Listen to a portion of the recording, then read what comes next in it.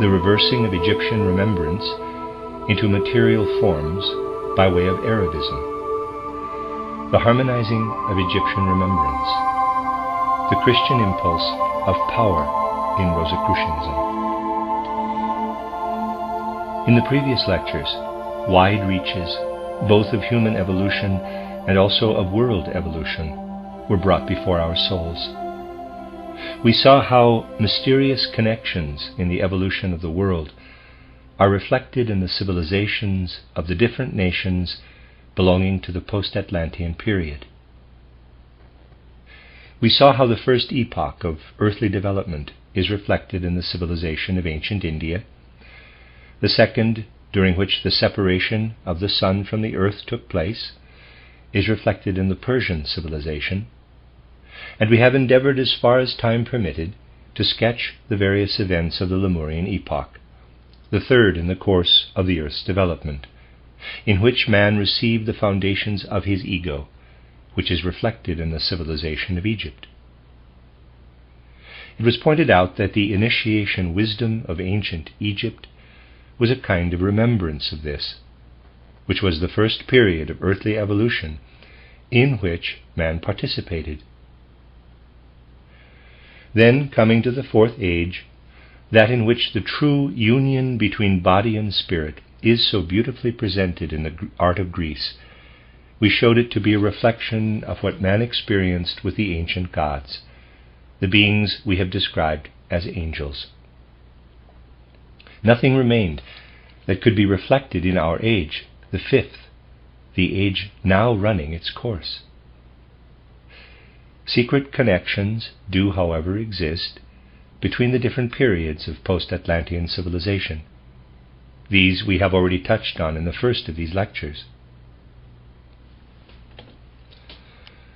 You may recall how it was stated that the confinement of the people of the present day to their own immediate surroundings, that is, to the materialistic belief that reality is only to be found between life and death, can be traced to the circumstance of the Egyptians having bestowed so much care on the preservation of the bodies of the dead.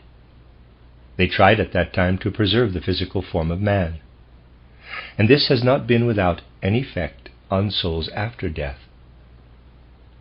When the bodily form is thus preserved, the soul after death is still connected in a certain way with the form it bore during life. Thought forms are called up in the soul. These cling to the sensible form. And when the person incarnates again and again, and the soul enters into new bodies, these thought forms endure. All that the human soul experienced when it looked down from spiritual heights upon its corpse is firmly rooted within it. Hence, it has not been able to unlearn this, nor to turn away from the vision which bound it to the flesh. The result has been that countless souls who were incorporated in ancient Egypt are born again with fruits of this vision, and can only believe in the reality of the physical body. This was firmly implanted in souls at that time. Things that take place in one age of culture are by no means unconnected with the ages that follow. Suppose that we represent here the 7 consecutive cultural periods of post-Atlantean civilization by a line. The fourth age, which is exactly in the middle, occupies an exceptional position. We have only to consider this age exoterically to see that in it the most wonderful physical things have been produced, things by which man has conquered the physical world in a unique and harmonious way. Looking back to the Egyptian pyramids, we observe a type of geometric form which demonstrates certain things symbolically. The close union of spirit, the formative human spirit, and the physical form had not yet been completed. We see this with special clearness in the Sphinx, the origin of which is to be traced to a remembrance of the Atlantean etheric human form. In its physical form, the Sphinx gives us no direct conviction of this union, although it is a great human conception. In it we see the thought embodied that man is still animal-like below, and only attains to what is human in the etheric head.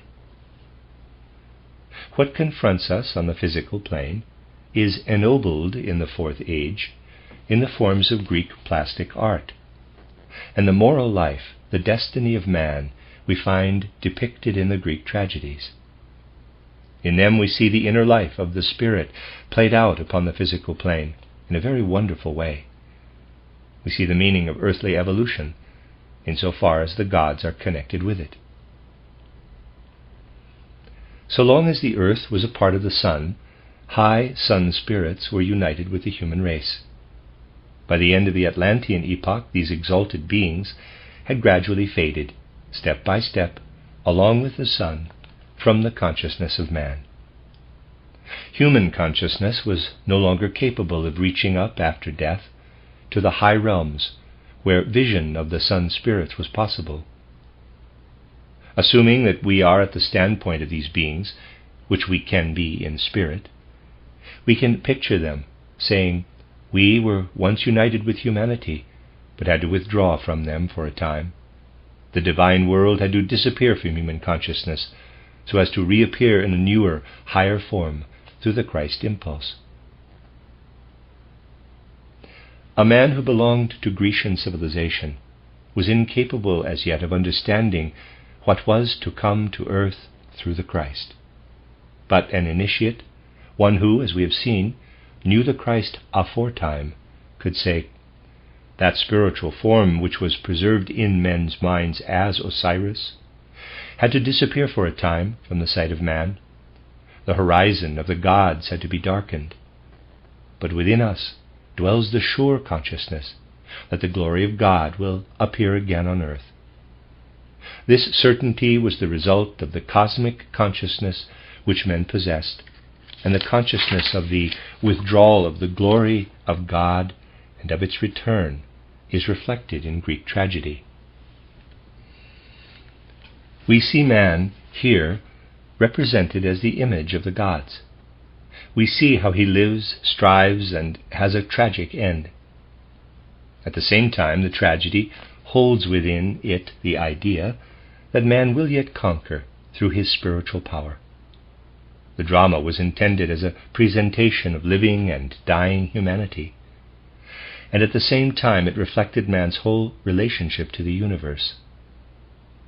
In every realm of Greek culture, we see this union between things of the spirit and things of the senses. It was a unique age in post-Atlantean civilization.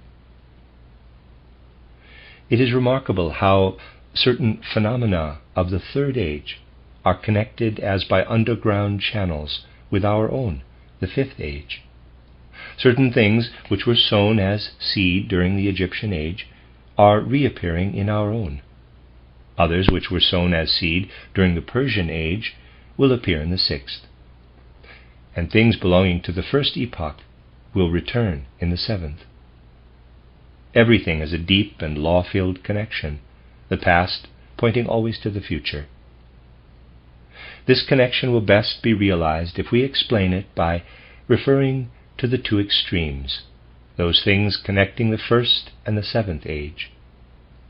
Let us turn back to the first age and consider not what history tells us, but what really existed in ancient pre-Vedic times.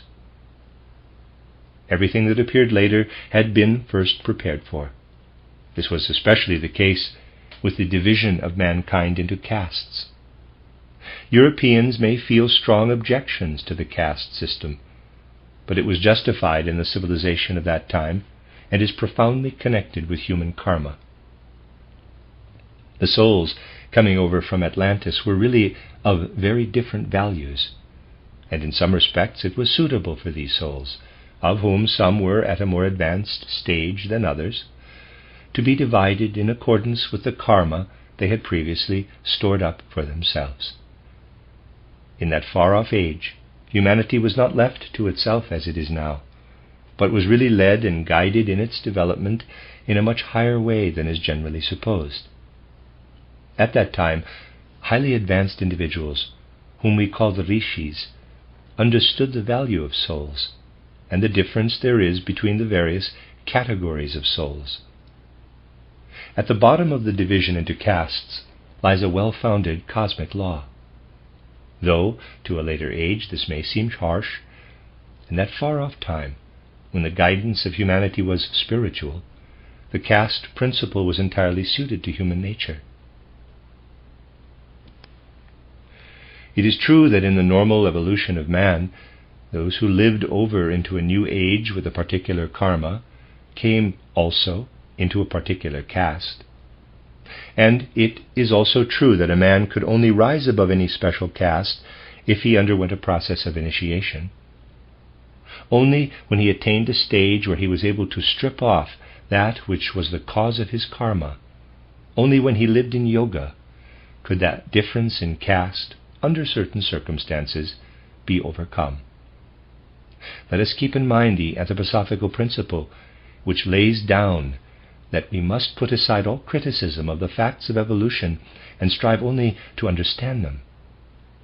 However bad the impression this division into castes makes on us at the present time, there was every justification for it, and it has to be taken in connection with a far-reaching and just arrangement regarding the human race. When a person speaks of races today, he speaks of something that is no longer quite correct. Even in theosophical handbooks, great mistakes are made on this subject. In them it is said that our evolution runs its course in rounds, that in each round there are globes, and in each globe races which develop one after the other, so that we have races in each epoch of the Earth's evolution. But this is not the case. Even in regard to present humanity, there is no justification for speaking of a mere development of races. In the true sense of the word, we can only speak of race development during the Atlantean epoch. People were so different in external physiognomy throughout the 7 periods that one might speak rather of different forms than races. While it is true that the races have arisen through this, it is correct to speak of races in the far back Lemurian epoch. And in our own epoch, the idea of race will gradually disappear, along with all the differences that are a relic of earlier times. We still speak of races, but all that remains of these today are relics of differences that existed in Atlantean times, and the idea of race has now lost its original meaning. What new idea is to arise in place of the present idea of race? Humanity will be differentiated in the future even more than in the past. It will be divided into categories, but not in an arbitrary way. From their own spiritual inner capacities, men will come to know that they must work together for the whole body corporate. There will be categories and classes. However fiercely class war may rage today, among those who do not develop egoism but accept the spiritual life and evolve toward what is good, a time will come when men will organize themselves voluntarily. They will say, one must do this, the other must do that. Division of work, even to the smallest detail, will take place. Work will be so organized that a holder of this or that position will not find it necessary to impose his authority on others. All authority will be voluntarily recognized, so that in a small portion of humanity we shall again have divisions in the 7th age which will recall the principle of castes, but in such a way that no one will feel forced into any caste, but each will say, I must undertake a part of the work of humanity, and leave another part to another. Both will be equally recognized. Humanity will be divided according to differences in intellect and morals. On this basis, a spiritualized caste system will again appear. Led, as it were, through a secret channel, the 7th age will repeat that which arose prophetically in the 1st. The 3rd, the Egyptian age, is connected in the same way with our own. Little as it may appear to a superficial view, all that was laid down during the Egyptian age reappears in the present one. Most of the people living on the earth today were incarnated formerly in Egyptian bodies and experienced an Egyptian environment.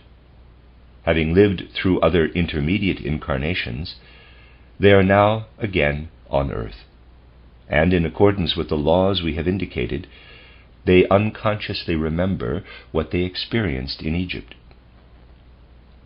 All this is reappearing now in a mysterious way, and if you are willing to recognize such secret connection of the great laws of the universe, working from one civilization to another, you must make yourselves acquainted with the truth, not with all those legendary and fantastic ideas which are given out concerning the facts of human evolution. People think too superficially about the spiritual progress of humanity. For example, someone remarks about Copernicus that a man with such ideas as his was possible because in the age in which he lived, a change in thought had arisen regarding the solar system. Anyone holding such an opinion has never studied, even exoterically, how Copernicus arrived at his ideas concerning the relationship of the heavenly bodies. One who has done this, and who more especially has followed the grand ideas of Kepler, knows differently, and he will be strengthened even more in these ideas by what occultism has to say about it. Let us consider this so that we may see the matter clearly and try to enter into the soul of Copernicus. This soul had lived in the age of ancient Egypt and had then occupied an important position in the cult of Osiris. It knew that Osiris was held to be the same as the high sun being. The sun, in a spiritual sense, was at the center of Egyptian thought and feeling. I do not mean the outwardly visible sun. It was regarded only as the bodily expression of the spiritual sun. Just as the eye is the expression for the power of sight, so to the Egyptian, the sun was the eye of Osiris, the embodiment of the spirit of the sun. All this had been experienced at one time by the soul of Copernicus, and it was the unconscious memory of it that impelled him to renew, in a form possible to a materialistic age, this ancient idea of Osiris, which at that time had been entirely spiritual. When humanity had sunk more deeply within the physical plane, this idea confronts us again in its materialistic form as the Copernican theory. The Egyptians possessed the spiritual conception, and it was the world karma of Copernicus to retain a memory of such conceptions, and this conjured forth that combination of bearings that led to his theory of the solar system. The case was similar with Kepler, who in his 3 laws presented the movement of the planets round the sun in a much more comprehensive way. However abstract they may appear to us, they were the result of a most profound conception. A striking fact in connection with this highly gifted being is contained in a passage written by himself and which fills us with awe when we read it. Kepler writes, quote, "I have thought deeply upon the solar system. It has revealed to me its secrets. I will carry over the sacred ceremonial vessels of the Egyptians into the modern world." Close quote. Thoughts implanted in the souls of the ancient Egyptians meet us again, and our modern truths are reborn myths of Egypt. Were it desired, we could follow this up in many details. We could follow it up to the very beginnings of humanity. Let us think once more of the Sphinx, that wondrous, enigmatic form which later became the Sphinx of Oedipus, who put its well-known riddle to man. We have learned already that the Sphinx is built up from that human form which on the physical plane still resembled that of animals. although the etheric part had already assumed human form.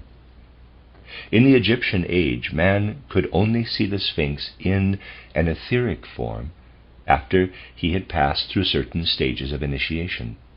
Then it appeared to him. But the important thing is that when a man had true clairvoyant perception, it did not appear to him merely as a lump of wood does, but certain feelings were necessarily associated with the vision. Under certain circumstances, a callous person may pass by a highly important work of art and remain unmoved by it. Clairvoyant consciousness is not like this. When really developed, the fitting emotion is already aroused. The Greek legend of the Sphinx expresses the right feeling experienced by the clairvoyant during the ancient Egyptian period and also in the Grecian mysteries, when he had progressed so far that the Sphinx appeared to him. What was it that then appeared before his eyes? He beheld something incomplete, something that was in course of development. The form he saw was in a certain way related to that of animals, and in the etheric head he saw what was to work within the physical form in order to shape it more like man. What man was to become, what his task was in evolution, this was the question that rose vividly before him when he saw the Sphinx, a question full of longing, of expectation, and of future development. The Greeks say that all investigation and philosophy have originated from longing. This is also a saying of clairvoyance. A form appears to man which he can only perceive with his astral consciousness. It worries him, it propounds a riddle, the riddle of man's future. Further, this etheric form, which was present in the Atlantean epoch and lived on as a memory into the Egyptian age, is embodied more and more in man, and reappears on the other side in the nature of man. It reappears in all the religious doubts, in the impotence of our age of civilization, when faced with the question, what is man? In all the unanswered questions, in all statements that revolve round ignorabimus, we have to see the Sphinx. In ages that were still spiritual, man could rise to heights where the Sphinx was actually before him. Today it dwells within him in countless unanswered questions. It is therefore very difficult for man at the present time to arrive at conviction with regard to the spiritual world. The Sphinx, which formerly was outside him, is now in his inner being, for a being has appeared in the central epoch of post-Atlantean evolution, who has cast the Sphinx into the abyss, into the individual inner being of every man. When the Greco-Latin age, with its after-effects, had continued into the 13th and 14th centuries, we come to the 5th post-Atlantean age. Up to the present, new doubts have arisen more and more in place of the old certainty. We meet with such things more and more. And if desired, we could discover many more instances of Egyptian ideas transformed into their materialistic counterpart in the new evolution. We might ask, what has really happened in the present age? For this is no ordinary passing over of ideas. Things are not met with directly, but they are as if modified. Everything is presented in a more materialistic form. Even man's connection with animal nature reappears, but changed into a materialistic conception. The fact that man knew in earlier times that he could not shape his body otherwise than in the semblance of animals, and that on this account, in his Egyptian remembrances, he pictured even his gods in animal forms, confronts us today in the generally held materialistic opinion that man has descended from animals. Darwinism is nothing but an heirloom of ancient Egypt in a materialistic form. From this we see that the path of evolution has by no means been a straightforward one, but that something like a division has taken place, one branch becoming more materialistic and one more spiritual. That which had formerly progressed in one line now split into two lines of development, namely science and belief.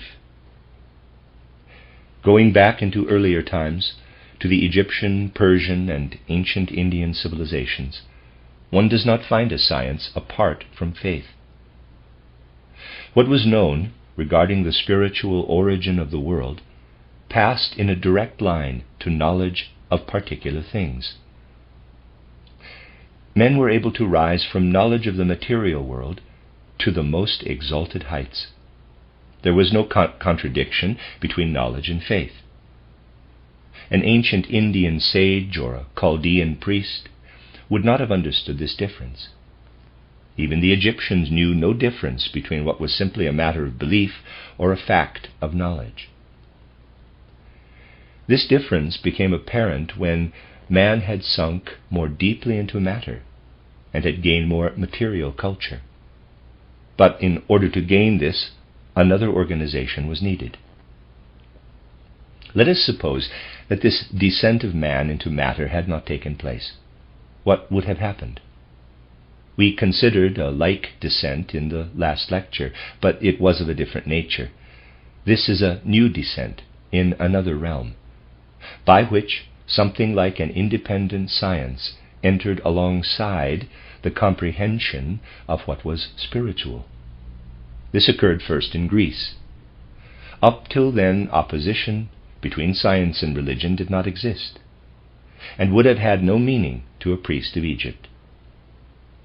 Take, for instance, what Pythagoras learned from the Egyptians, the teaching regarding numbers. This was not merely abstract mathematics to him.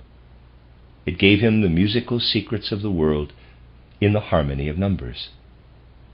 Mathematics, which is only something abstract to the man of the present day, was to him a sacred wisdom with a religious foundation. Man had, however, to sink more and more within the material, physical plane, and it can be seen how the spiritual wisdom of Egypt reappears, but transformed into a materialistic, mythical conception of the universe. In the future, the theories of today will be held to have had only temporal value, just as ancient theories have only a temporal value to the man of today. Perhaps men will then be so sensible that they will not fall into the mistake of some of our contemporaries who say, quote, "Until the 19th century man was absolutely stupid as regards science. It was only then that he became sensible. All that was taught previously about anatomy was nonsense. Only the last century has produced what is true." Close quote. In the future, men will be wiser and will not give tit for tat. They will not reject our myths of anatomy, philosophy, and Darwinism so disdainfully as present-day man rejects ancient truths. For it is the case that things which today are regarded as firmly established are but transitory forms of truth. The Copernican system is but a transitory form. It has been brought about through the plunge into materialism, and will be replaced by something different. The forms of truth continually change. In order that all connection with what is spiritual should not be lost, an even stronger spiritual impulse had to enter human evolution. This was described yesterday as the Christ impulse. For a time, mankind had to be left to itself, as it were, as regards scientific progress, and the religious side had to develop separately. It had to be saved from the progressive onslaught of science. Thus we see how science, which devoted itself to material things, was separated for a while from things spiritual, which now followed a special course. And the two movements, belief in what was spiritual and the knowledge of external things, proceeded side by side.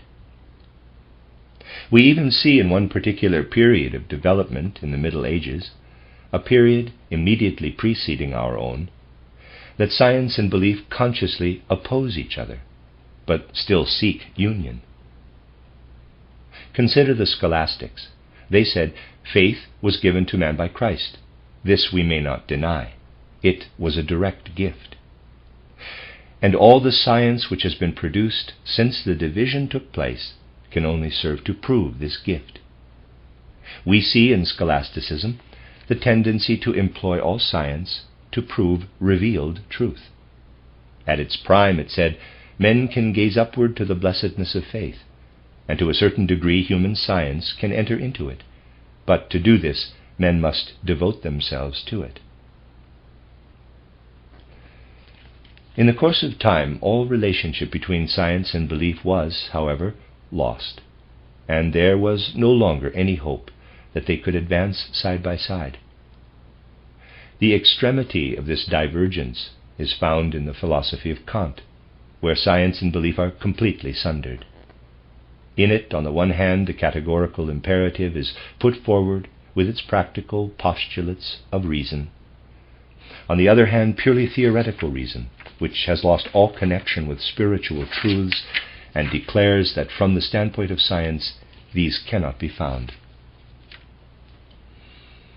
Another powerful impulse was, however, already making itself felt, which also represented a memory of ancient Egyptian thought. Minds appeared that were seeking a union between science and belief, minds that were endeavoring through entering profoundly into science to recognize the things of God with such certainty and clarity that they would be accessible to scientific thought.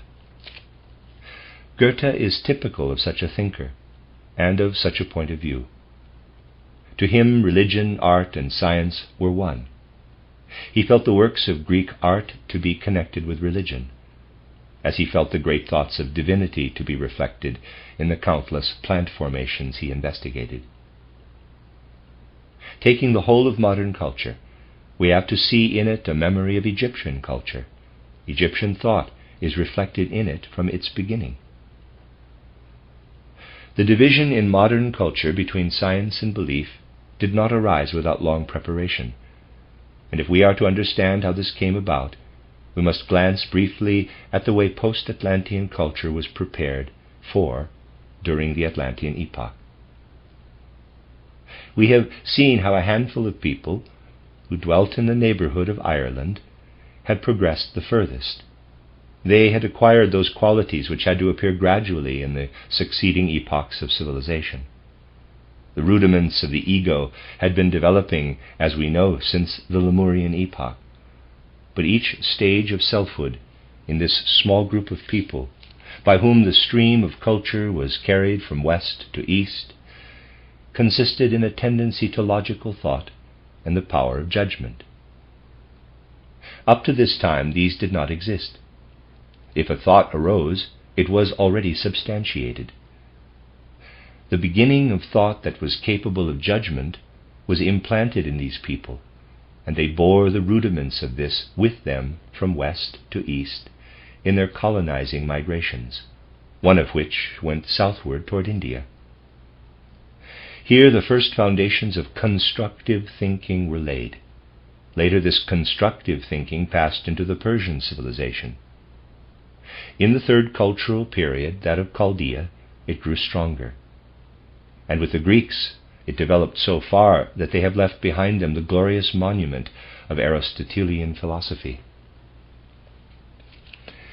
Constructive thought continued to develop more and more, but always returned to a central point where it received reinforcement.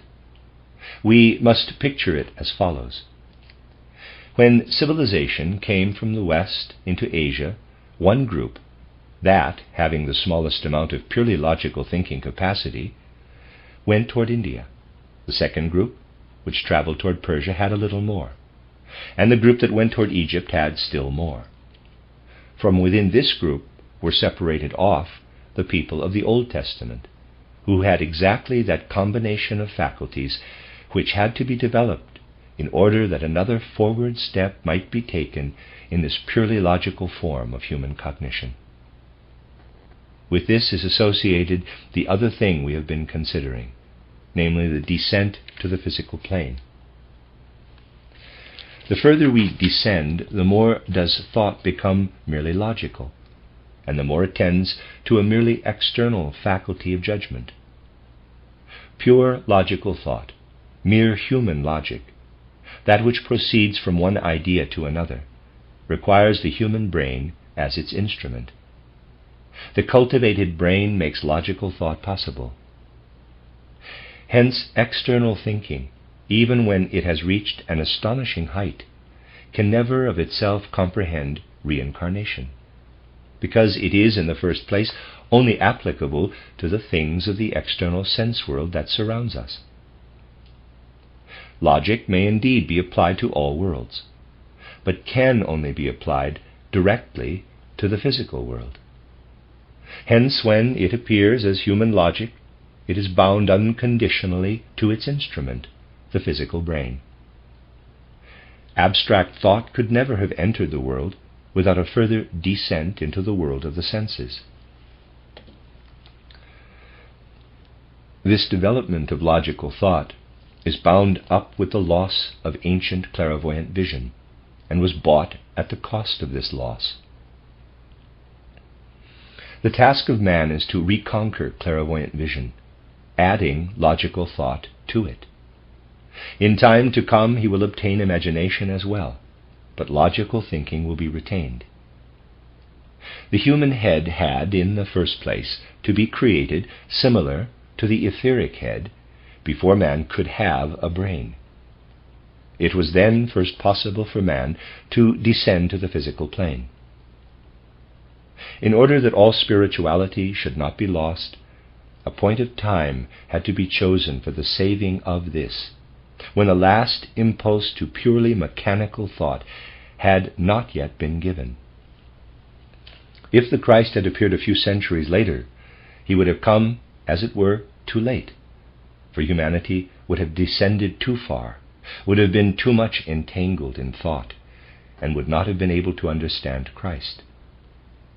Christ had to come before this last impulse had been received, when the spiritually religious tendency could still be saved as a tendency leading to belief. Then came the last impulse, which plunged human thought to the lowest point, where it was banished and completely chained to physical life. This arose through the Arabs and Mohammedans. Muslim thought is a peculiar episode in Arabian life, and thought which, in its passage over to Europe, gave the final impulse to logical thinking, to that which is incapable of rising to what is spiritual. To begin with, man was so led by what may be called providence, or a spiritual guidance, that spiritual life was saved in Christendom. Later, Arabism approached Europe from the south and provided the field for external culture. It is only capable of comprehending what is external. Do we not see this in the arabesque, which is incapable of rising to what is living, but has to remain formal? We can also see in the mosque how the spirit is, as it were, sucked out. Humanity had first to be led down into matter, then in a roundabout way, by means of Arabism and the invasion of the Arab, we are shown how modern science first arose in the sharp contact of Arabism with Europeanism, which had already accepted Christianity. The ancient Egyptian memories had come to life again, but what made them materialistic? What made them into thought forms of the dead? We can show this clearly. If the path of progress had been smooth, the memory of what had taken place previously would have reappeared in our age. That which is spiritual has been saved as a whole, but one wing of European culture has been gripped by materialism. We also see how the remembrance of those who recalled the ancient Egyptian age was so changed by its passage through Arabism that it reappeared in a materialistic form. The fact that Copernicus comprehended the modern way of regarding the solar system was the outcome of his Egyptian memory. The reason why he presented it in a materialistic form, making of it a dead mechanical rotation, is because the Arabian mentality, encountering this memory from the other side, forced it into materialism. From all that has been said, you can see how secret channels connect the third and the fifth age. This can be seen even in the principle of initiation. And as modern life is to receive a principle of initiation in Rosicrucianism, let us ask what this is. In modern science, we have to see a union between Egyptian remembrances and Arabism, which tends toward that which is dead. On the other side, we see another union consummated, that between what the Egyptian initiates imparted to their pupils and things spiritual. We see a union between wisdom and that which had been rescued as the truths of belief. This wondrous harmony between the Egyptian remembrance in wisdom and the Christian impulse of power is found in Rosicrucian spiritual teaching. So the ancient seed laid down in the Egyptian period reappears, not merely as a repetition, but differentiated and upon a higher level. These are thoughts which should not only instruct with regard to the universe, earth, and man, but they should enter as well into our feeling and our impulses of will and give us wings, for they show us the path we have to travel. They point the path to that which is spiritual, and also show how we may carry over into the future what, in a good sense, we have gained here on the purely material plane. We have seen how paths separate and again unite. The time will come when not the remembrances only of Egypt will unite with spiritual truths to produce a Rosicrucian science, but science and Rosicrucianism will also unite. Rosicrucianism is both a religion and at the same time a science that is firmly bound to what is material. When we turn to the Babylonian period, we find this is shown in myth of the third period of civilization. Here we are told of the god Maradu, who meets with the evil principle, the serpent of the Old Testament, and splits his head in two, so that in a certain sense the earlier adversary is divided into two parts. This was, in fact, what actually happened. A partition of that which arose in the primeval watery earth substance, as symbolized by the serpent. In the upper part, we have to see the truths upheld by faith. In the lower, the purely material acceptance of the world. These two must be united, science and that which is spiritual, and they will be united in the future. This will come to pass when, through Rosicrucian wisdom, spirituality is intensified, and instead becomes a science, when it once more coincides with the investigations made by science. Then a mighty harmonious unity will again arise. The various currents of civilization will unite and flow together through the channels of humanity. Do we not see in recent times how this unity is being striven for? When we consider the ancient Egyptian mysteries, we see that religion, science, and art were then one. The course of the world evolution is shown in the descent of the gods into matter. This is presented to us in a grand dramatic symbolism. Anyone who can appreciate this symbolism has science before him, for he there sees vividly portrayed the descent of man and his entrance into the world. He is also confronted with something else, namely art, for the picture presented to him is an artistic reflection of science. But he does not see only these two, science and art, in the mysteries of ancient Egypt. They are for him at the same time religion, for what is presented to him pictorially is filled with religious feeling. These three were later divided. Religion, science, and art went separate ways. But already in our age, men feel that they must again come together. What else was the great effort of Richard Wagner than a spiritual striving, a mighty longing toward a cultural impulse? The Egyptians saw visible pictures because the external eye had need of them. In our age, what they saw will be repeated. Once more, the separate streams of culture will unite. A whole will be constructed, this time preferably in a work of art whose elements will be the sequence of sound. On every side we find connections between what appertain to Egypt and modern times. Everywhere this reflection can be seen. As time goes on, our souls will realize more and more that each age is not merely a repetition, but an ascent, that a progressive development is taking place in humanity. Then the most intimate strivings of humanity, the striving for initiation, must find fulfillment. The principle of initiation suited to the first age cannot be the principle of initiation for the changed humanity of today. It is of no value to us to be told that the Egyptians had already found primeval wisdom and truth in ancient times, that these are contained in the old Oriental religions and philosophies, and that everything that has appeared since exists only to enable us to experience the same over again if we are to rise to the highest initiation. No, this is useless talk.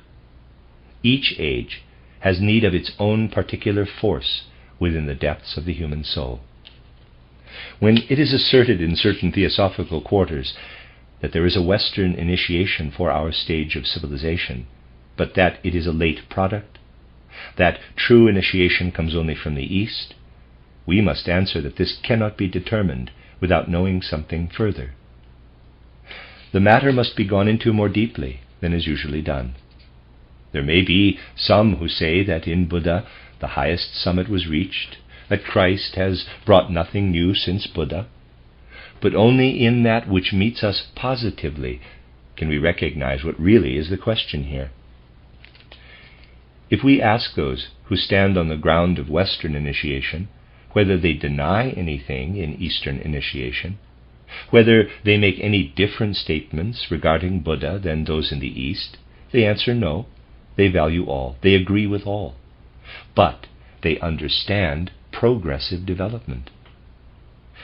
They can be distinguished from those who deny the Western principle of initiation by the fact that they know how to accept what Orientalism has to give, and in addition, they know the advanced forms which the course of time has made necessary. They deny nothing in the realm of Eastern initiation.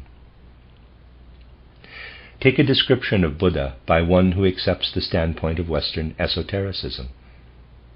This will not differ from that of a follower of Eastern esotericism. But the man with the Western standpoint holds that in Christ there is something which goes beyond Buddha. The Eastern standpoint does not allow this. If it is said that Buddha is greater than Christ, that does not decide anything, for this depends on something positive. Here, the Western standpoint is the same as the Eastern. The West does not deny what the East says, but it asserts something further. The life of Buddha is not rightly understood when we read that Buddha perished through the enjoyment of too much pork. This must not be taken literally.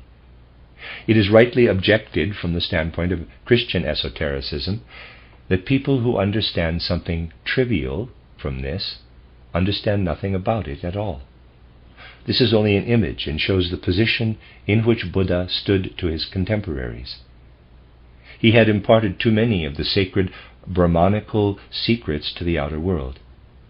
He was ruined through having given out that which was hidden, as is everyone else who imparts what is hidden. This is what is expressed in this peculiar symbol. Allow me to emphasize strongly that we disagree in no way with Oriental conceptions, but people must understand the esotericism of such things. If it is said that this is of little importance, it is not the case. They might as well think it of little importance when we are told that the writer of the Apocalypse wrote it amid thunder and lightning. And if anyone found occasion to mock at the Apocalypse because of this, we should reply, quote, "What a pity He does not know what it means when we are told that the apocalypse was imparted to the earth mid lightning and thunder." Close quote. We must keep in mind the fact that no negation has passed the lips of Western esotericists, and that much that was puzzling at the beginning of the anthroposophical movement has been explained by them. The followers of Western esotericism never find in it anything out of harmony with the mighty truths given to the world by H.P. Blavatsky. When we are told, for example, that we have to distinguish in the Buddha the Dhyani Buddha, the Adi Buddha, and the human Buddha, this is first fully explained by the Western esotericist. For we know that what is regarded as the Dhyani Buddha is nothing but the etheric body of the historic Buddha that had been taken possession of by a god. That this etheric body had been laid hold of by the being whom we call Wotan. This was already contained in Eastern esotericism, but was only first understood in the right way through Western esotericism. The anthroposophical movement should be especially careful that the feeling which rises in our souls from such thoughts as these should stimulate in us the desire for further development, that we should not stand still for a moment. The value of our movement does not consist in the ancient dogmas it contains, if these are but 15 years old, and in comprehending its true purpose, which is the opening up of fresh springs of spiritual knowledge. It will then become a living movement, and will help to bring about that future which, if only very briefly, has been presented to your mental sight today, by drawing upon what we are able to observe of the past. We are not concerned with the imparting of theoretic truths, but that our feeling, our perception, and our actions may be full of power. We have considered the evolution of universe, earth, and man. We desire so to grasp what we have gathered from these studies that we may be ready at any time to enter upon development. What we call future must always be rooted in the past. Knowledge has no value if not changed into motive power for the future. The purpose for the future must be in accordance with the knowledge of the past, but this knowledge is of little value unless changed into a propelling force for the future. What we have heard has presented to us a picture of such mighty motive powers that not only our will and our enthusiasm have been stimulated, but our feelings of joy and of security in life have also been deeply moved. When we note the interplay of so many currents, we are constrained to say, many are the seeds within the womb of time. Through an ever-deepening knowledge, man must learn how better to foster all these seeds. Knowledge, in order to work, in order to gain certainty in life, must be the feeling that pervades all anthroposophical study. In conclusion, I would like to point out that the so-called theories of spiritual science only attain final truth when they are changed into something living, into impulses of feeling and of certainty as regards life, so that our studies may not merely be theoretical, but may play a real part in evolution.